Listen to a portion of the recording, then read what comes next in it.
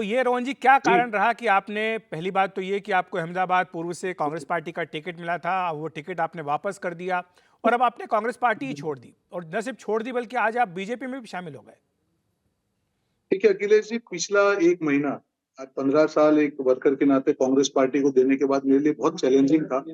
एक ऐसी टिकट पे मुझे ये बोला गया कि आपको लड़ना है जहाँ पे कांग्रेस पार्टी 4 लाख वोट से हारती है हमेशा। मैंने उस चैलेंज का स्वीकार किया और दिल से मन था कि इस बार चुनाव अच्छी तरह से लड़ेंगे जिससे एक ऊर्जा का संचार हो।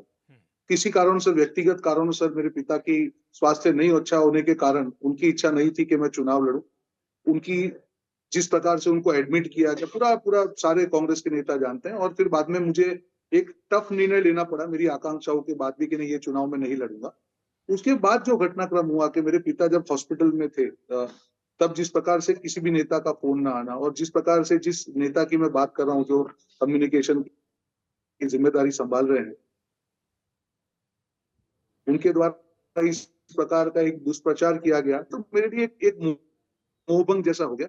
सहते गए कांग्रेस पार्टी के एक सैनिक की तरह, पर जब व्यक्तिगत तौर पे जब मैं परेशानी से गुजर रहा था और जिस प्रकार का जो जो जो मुझे मैसेज मिला और जिस प्रकार का मैं एक्सपेक्ट कर रहा था कि एटलीस्ट मुझे कोई फोन आए, तब मुझे मुझे लगा कि एक समय हो गया है कि अब पार्टी में अपनी विश्वसनीयता नहीं रही है।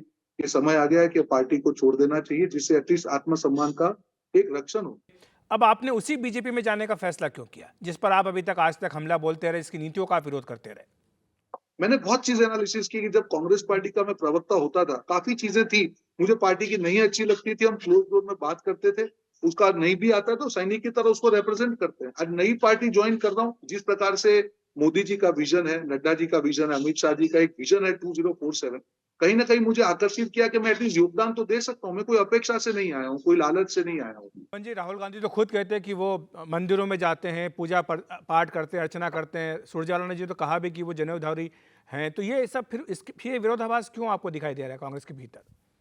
मैं वही कह रहा हूँ कि जिस व्यक्ति को आपने बागडोर दी है, ठीक है? अगर उस व्यक्ति का ग्रासरूट कनेक्ट नहीं है, अगर उन्होंने चुनाव नहीं लड़े हैं, तो ऑब्वियसली उनकी जो एडवाइस होगी वो ग्रासरूट से कनेक्टेड नहीं होगी। आज राहुल जी एक अच्छे सरल व्यक्ति हैं, उनको जो जो उनकी टीम होती है वो एडवाइस देते हैं, वो उसके ऊपर अमल करते हैं। बट एक चीज़ देखना पड़ेगा ना, जिसकी आप जो जो एडवाइस आपको दे रहे हैं, क्या वो आपके हितैषी हैं?